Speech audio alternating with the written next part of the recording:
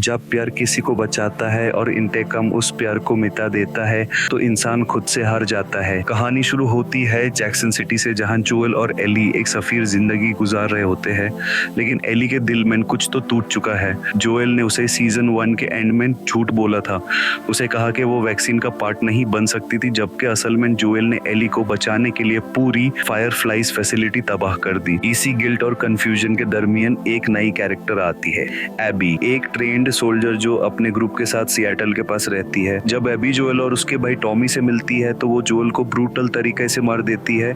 Eli सब कुछ देख लेती है, लेकिन देर हो चुकी होती है। जोएल की मौत एली की दुनिया हिला देती है। अब उसके पास सिर्फ एक रास्ता है, इंतकाम।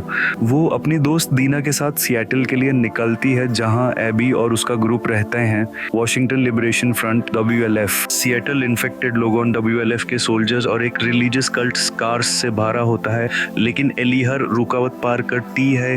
वो एक एक करके उन सबको मारना शुरू करती है जो जोएल की मौत में शामिल थे, पहले नोरा, फिर ओवेन और मेल। मगर जब उसे पता चलता है कि मेल प्रेग्नेंट थी तो एली का गिल्ट उसे तोड़ देता है। वो पछताने लगती है, लेकिन वापस नहीं जा सकती।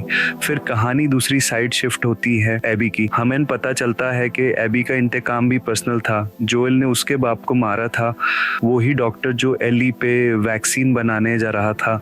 एबी भी एक तोड़ी हुई रूह है। वो एक मिशन के दौरान स्कार्स, लेव और यारथन को बचाती है। उसका इंसानी पहलू सामने आता है। वो भी जख्मी है, लेकिन वो लोगों की मदद करती है। एली और एबी का तकरार होता है, जहां एली के साथ दीना और जेसी होते हैं। एबी जेसी को मार देती है और दीना पे अटैक करती है, मगर जब उसे पता चलता है कि दीना प्रेग्नेंट है तो वो छोड़ देती है। कई महीने बाद एली अकेली रहती है। गिटार उसे जोएल की याद दिलाता है, मगर उसकी फिंगर्स अब नहीं बजा सकती। फिर भी वो एक बार फिर निकलती है संता बारबरा में एबी को ढूंढने, लेकिन आखिरी मोमेंट में एली रुक जाती है।